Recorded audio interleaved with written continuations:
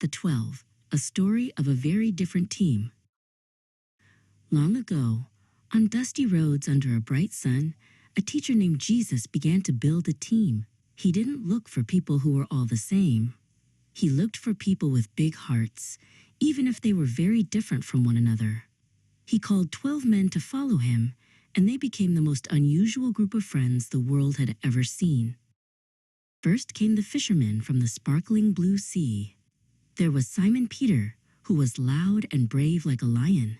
Jesus called him the Rock. Then there was his brother Andrew, a quiet man who loved to introduce people to Jesus. They were used to stormy waves and heavy nets, and they were ready for a new adventure. 2 more brothers joined them, James and John. They had such big personalities and loud voices that Jesus gave them a funny nickname, the Sons of Thunder. John was the youngest and became Jesus' closest friend, always listening carefully to every word the teacher said.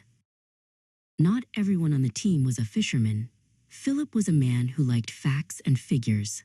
He was very practical. He brought his friend Bartholomew to meet Jesus. Bartholomew was a skeptic at first.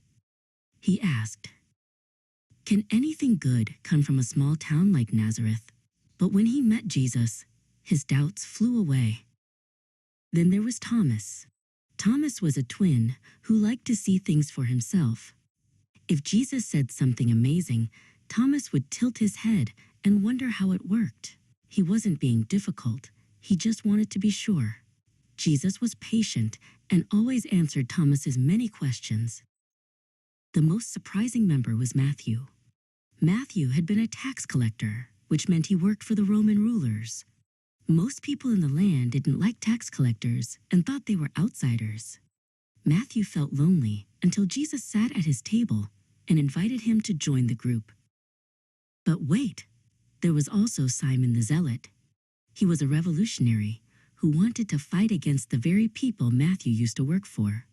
In the past, Simon and Matthew would have been enemies.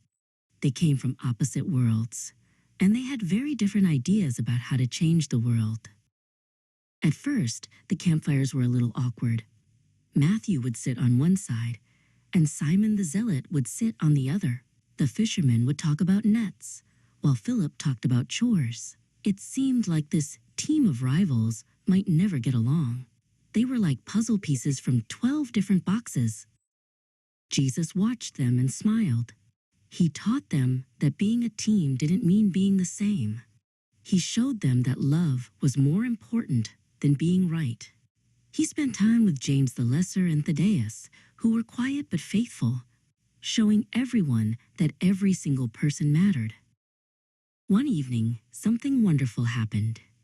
As the sun set, Matthew and Simon the Zealot found themselves sharing a loaf of bread.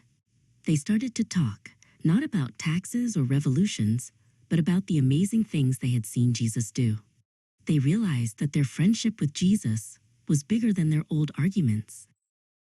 The rest of the group watched in awe. James the Lesser and Judas Iscariot saw that if a tax collector and a revolutionary could be friends, then anyone could. They learned that even though they all had different jobs and different ideas, they were now one big family. The 12 disciples traveled many miles together. They argued, they learned, and they grew. They proved that when people follow a path of love, their differences make them stronger, not weaker. Simon Peter, the Rock, stood tall, knowing that his team of rivals had become a team of brothers.